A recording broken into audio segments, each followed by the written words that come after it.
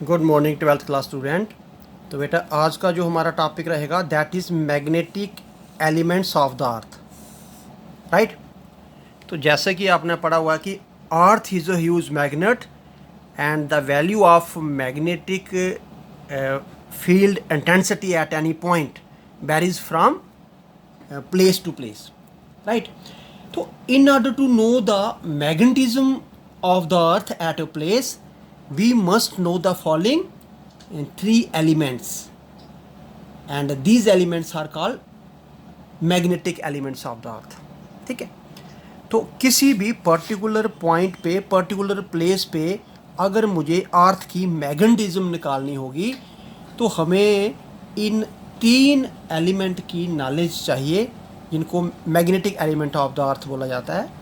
तो first element क्या है हमारे पास, दैट इज मैग्नेटिक डिक्लाइनेशन।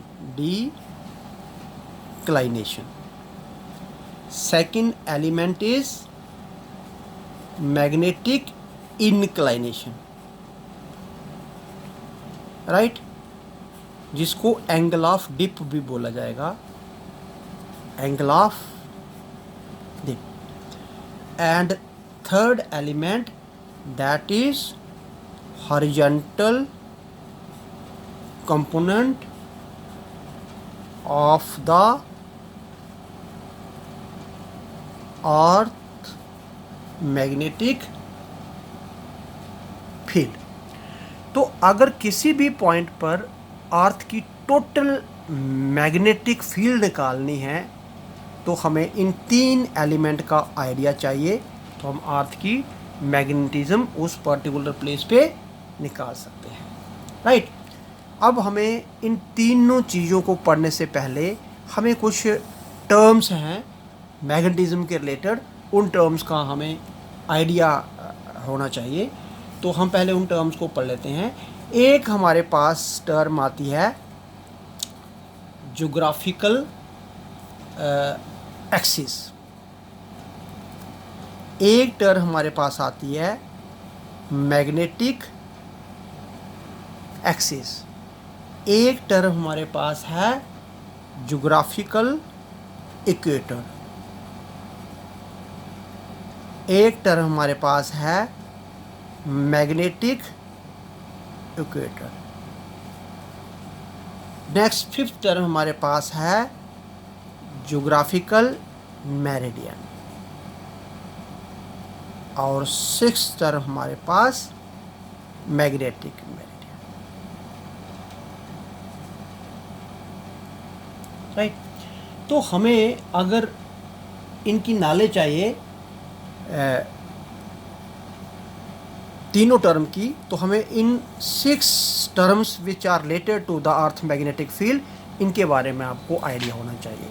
तो बड़ा सिंपल सा है। ज्योग्राफिकल एक्सिस क्या है, आपने पढ़ा हुआ है कि अर्थ जो है उसका एक अपना नॉर्थ पोल और उसका एक अपना साउथ पोल है ना।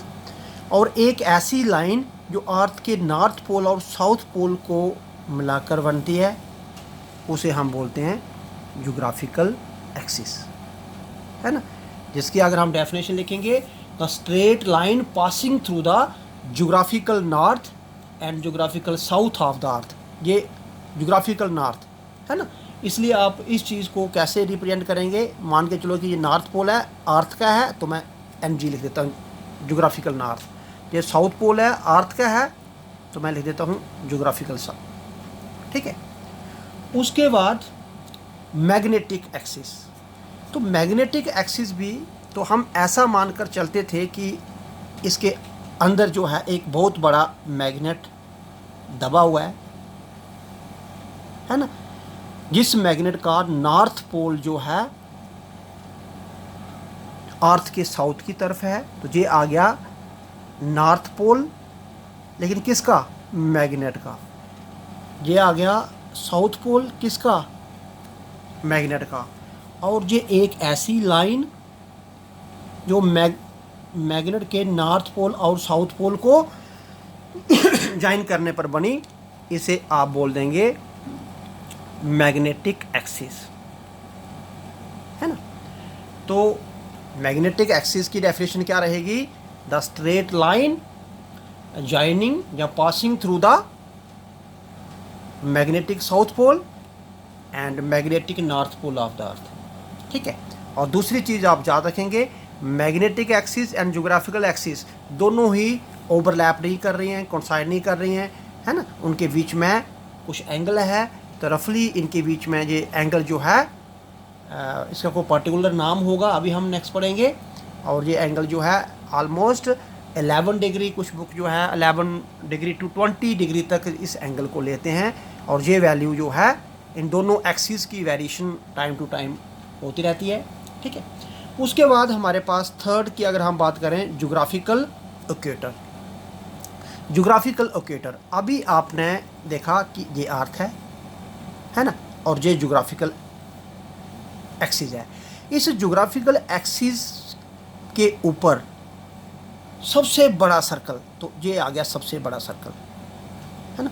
अगर मैं यहाँ पे बनाता हूँ तो वो सर्कल छोटा होगा, तो बिल्कुल greater circle on the earth surface, लेकिन किसके परपेंडिकुलर?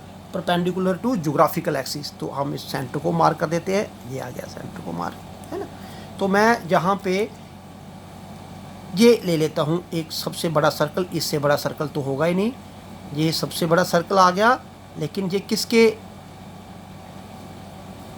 परपेंडिकुलर आ गया? ज्योग्राफिकल एक्सिस के परपेंडिकुलर, है ना। तो ज्योग्राफिकल एक्सिस के परपेंडिकुलर सबसे बड़ा सर्कल जो है उसे आप ज्योमेट्रिकल इक्वेटर का नाम दे दिया, ये आ गया ज्योमेट्रिकल इक्वेटर, राइट। अब अगर हम दूसरी बात करें तो मैग्नेटिक एक्सिस ऐसी है, तो मैग्नेट एक्सिस पे परपेंडिकुलर ड्रा कर लीजिए, पहले ये आएगा, है ना। और ये भी सबसे बड़ा सर्कल रहेगा, लेकिन किस पे? ज्योमेट्रिकल मैग्नेटिक एक्सिस पर। तो मानकर चलें कि इसके ऊपर भी मैं परपेंडिकुलर ड्रा पहले कर लेता हूँ, तो ये आ गया परपेंडिकुलर ड्रा, है। ये परपेंडिकुलर किस पे आया? मैग्नेट एक्सिस पे। और ये सबसे बड़ा सर्कल किस पे है? ये सबसे बड़ा सर्कल, ये सबसे बड़ा सर्कल जो है मैग्नेट एक्सिस के ऊपर है, इसलिए इसे आपने मैग्नेटिक इक्वेटर का नाम दे दिया, राइट। तो इन चीज़ों को याद रखिए, ये मैग्नेटिक इक्वेटर भी हो गया, ज्योमेट्रिकल इक्वेटर भी सबसे बड़ा सर्कल, है ना। तो किसके परपेंडिकुलर? ज्योग्राफिकल एक्सिस में। और मैग्नेटिक इक्वेटर सबसे बड़ा सर्कल किसके परपेंडिकुलर? मैग्नेटिक एक्सिस पे। अब हम आता है ज्योग्राफिकल मेरिडियन क्या है। अगर मैं अभी बात करूँ हमारे पास, तो ये हमारे पास क्या हो गया, ये हमारे पास ज्योग्राफिकल एक्सिस थी, है ना। और ये हमारे पास ज्योग्राफिकल एक्सिस पे सबसे बड़ा परपेंडिकुलर या सबसे बड़ा सर्कल ऐसे था, ये इस तरीके से, है ना। लेकिन आपने इसको नहीं लेना, आपने ज्योग्राफिक एक ऐसी प्लेन आपने बनानी है जो ज्योग्राफिकल एक्सिस से पास हो रही है ना। एक vertically plane passing through the geographical axis is called geographical meridian. तो अब इसी डायग्राम के ऊपर बनाएंगे, तो वो तो एक कंफ्यूजिंग पार्ट रहेगा, नहीं समझ आ जाएगी, तो मैं उस डायग्राम को अलग, अगर मैं आपको बोलूँ ये क्या है, तो ये आप बोलेंगे ज्योग्राफिकल एक्सिस है ना। तो मैंने बोला एक ऐसा अपना प्लेन बनानी है विच is passing through geographical axis, तो आप ये बना लीजिए, ये आ गई प्लेन, है ना। ये देखिए ये प्लेन और ये ज्योग्राफिकल एक्सिस। तो इस प्लेन को आपने बोल दिया ज्योग्राफिकल मेरिडियन, MERI। तो क्या ज्योग्राफिकल मेरिडियन रहेगा? ये तो हमारे पास ज्योग्राफिकल एक्सिस है ना। और plane passing through the vertically plane, है ना। ये वर्टिकली प्लेन ऐसे है, ये सपोज की एक्सिस है, ये आ गया प्लेन, है ना। और vertical plane passing through the geographical axis is called geographical meridian. उसके बाद हमारे पास आता है मैग्नेटिक मेरिडियन। अब ज्योग्राफिकल एक्सिस, अब आपने तो देखा कि ज्योग्राफिकल एक्सिस और मैग्नेटिक एक्सिस कोइंसाइड नहीं कर रही हैं, उनके बीच में कुछ एंगल है ना। तो ये हमारे पास मैग्नेटिक एक्सिस आ गई। तो बिल्कुल एक ऐसी plane which is perpendicular to the vertical plane which is passing through the magnetic axis, है ना। तो वो आप इस तरीके से बना सकते हैं कि ये आ गया हमारे पास,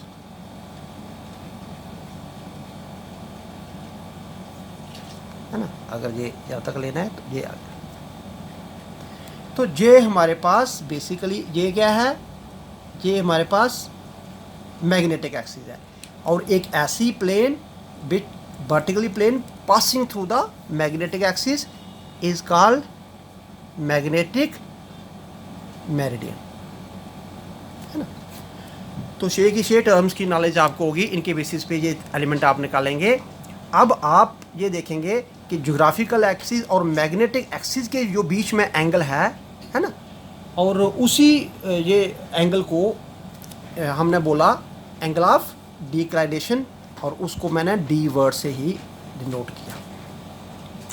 तो चाहे जितना दोनों के बीच में एंगल आएगा, अगर हम मेरिडियन की बात करेंगे, मेरिडियन के बीच में वही एंगल आ गया। तो सबसे पहले तो पहली डेफिनेशन तो क्लियर होगी, व्हाट इज़ मैग्नेटिक डिक्लाइनेशन, है ना। अगर मैं मैग्नेटिक डिक्लाइनेशन की डेफिनेशन लिखना चाहता हूँ तो क्या मैं बताता हूँ, जिसे मैं डिक्लाइनेशन है तो डी से शुरू कर देता हूँ। क्या है ये जो एंगल ज्योग्राफिकल एक्सिस और मैग्नेट एक्सिस के बीच में एंगल है ना, that is called magnetic declination, है ना। जहाँ जितना ज्योग्राफिकल एक्सिस और मैग्नेट एक्सिस में एंगल होगा, उतना ही ज्योग्राफिकल मेरिडियन और मैग्नेटिक मेरिडियन में एंगल होगा, है ना। तो दिस इज़ कॉल्ड, इसे आप भी ऐसे बोल सकते हैं, angle between geographical axis and magnetic axis, या angle between geographical meridian and magnetic meridian. इसे आप क्या बोल सकते हैं, इसे आप बोल सकते हैं एंगल ऑफ डिक्लाइनेशन।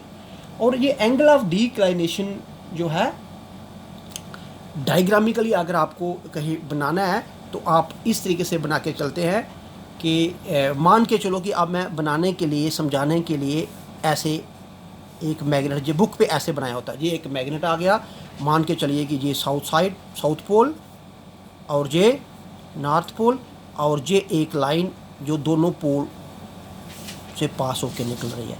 तो अंडरस्टूड है कि इस लाइन का नाम क्या आएगा, इस मैग्नेट की है तो ये मैग्नेट एक्सिस हो गई, है ना। और एक और एक्सिस आपने बनानी है जो ज्योग्राफिकल और उनके बीच में, तो मैंने इसके ये एक और जितना ये एंगल है ना बीच, वही एंगल इधर मैंने शो कर दिया, ये ले लिया मैंने। तो अगर ये नॉर्थ पोल है वो भी मैग्नेट का, ये साउथ पोल है वो भी मैग्नेट का, तो हमें जहाँ पे किसकी बात करेंगे, ज्योग्राफी की, तो नॉर्थ पोल है, इधर साउथ पोल हो जाना चाहिए, है ना। ज्योग्राफिकल का कुछ बुक जो है इधर नॉर्थ ही लिखती है, और ये भी हमारे पास नॉर्थ पोल हो जाना चाहिए ज्योग्राफिकल का, ये साउथ पोल, ये नॉर्थ पोल, है ना। कुछ बुक क्या करती है कि जो मैग्नेट का नॉर्थ पोल की तरफ, अर्थ के नॉर्थ पोल की तरफ जो मैग्नेट है उसे नॉर्थ पोल ही बोलती हैं। बेसिकली अगर आप देखा जाए तो नॉर्थ पोल मैग्नेट का अर्थ के नॉर्थ पोल की तरफ नहीं रुकेगा, क्योंकि वो उसे क्या करेगा, रिपेल करेगा, अदरवाइज इसमें कोई। अब ये चीज़ जो है इसे आप एंगल ऑफ डिक्लाइनेशन बनाइए, ये हमने बना दिया, बेसिकली यही है ना, यही एंगल है, ये बना दिया।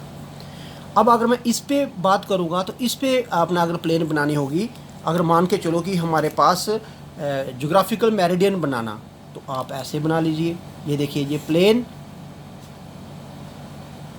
अब इसका नाम ज्योग्राफिकल मेरिडियन हो जाएगा, है ना, जो आपने ये बनाई थी।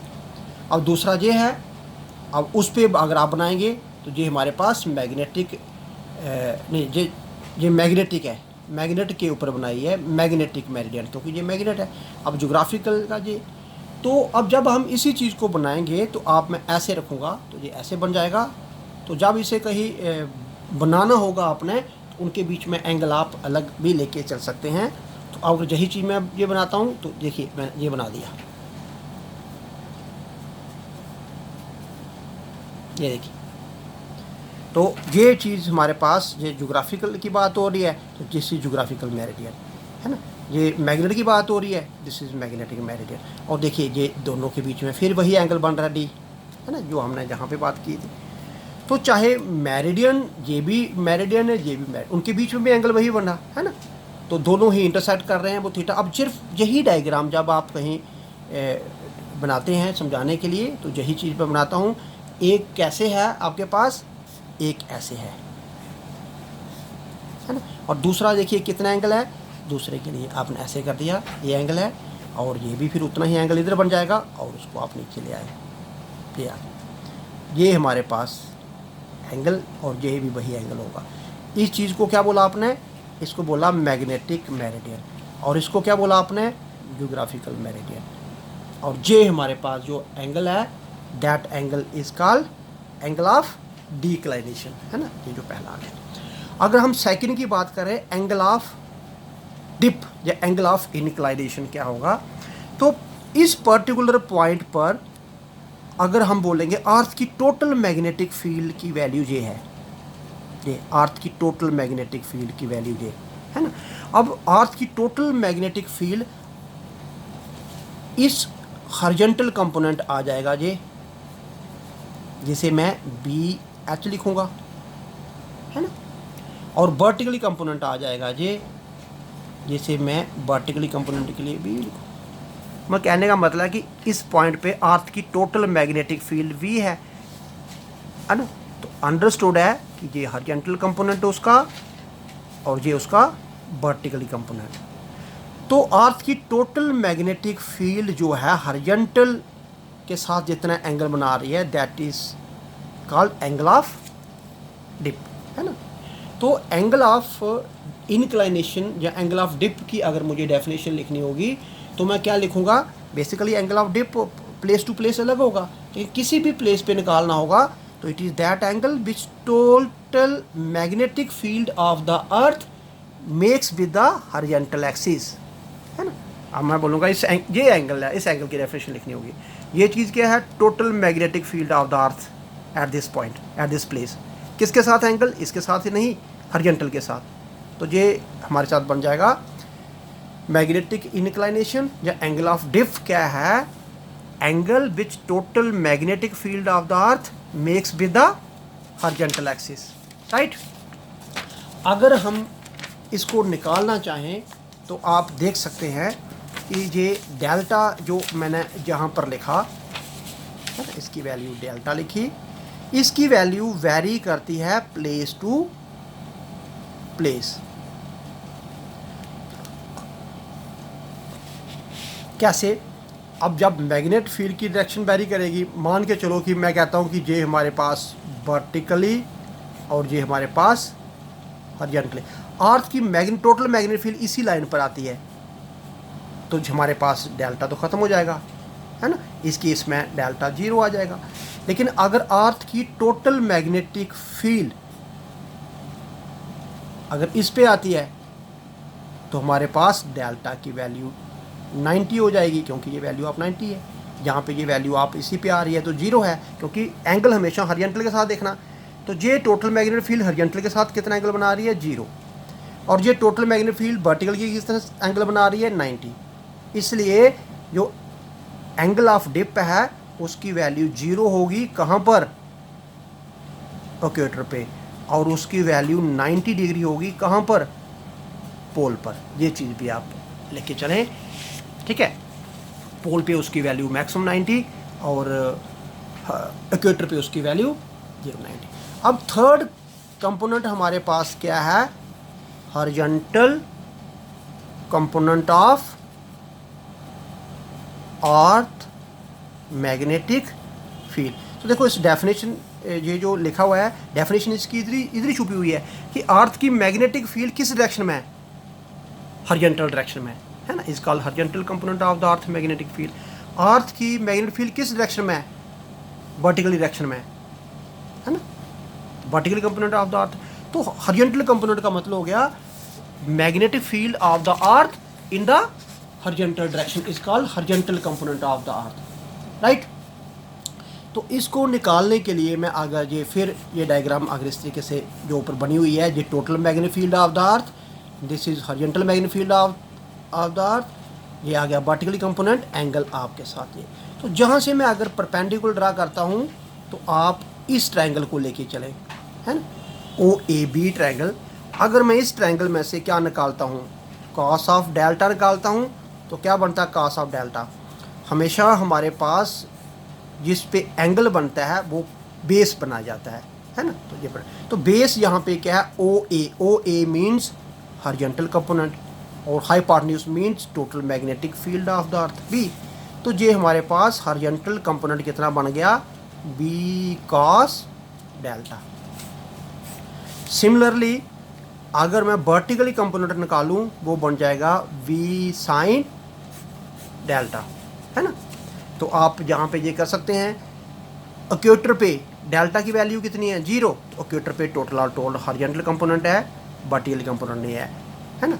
और जहाँ पे पोल पे डेल्टा की वैल्यू कितनी है 90, तो वर्टिकली जो है कंपोनेंट पोल पे होता है, हॉरिजॉन्टल कंपोनेंट पोल पे नहीं होता है। लेकिन अगर आप इन दोनों रिलेशन को स्क्वायर और ऐड करें तो हमारे पास क्या बन जाएगा, ये आएगा बी एच का स्क्वायर, इधर आ जाएगा वर्टिकल कंपोनेंट का स्क्वायर, इधर भी स्क्वायर कॉस स्क्वायर थीटा, इधर भी स्क्वायर इसका स्क्वायर साइन स्क्वायर थीटा।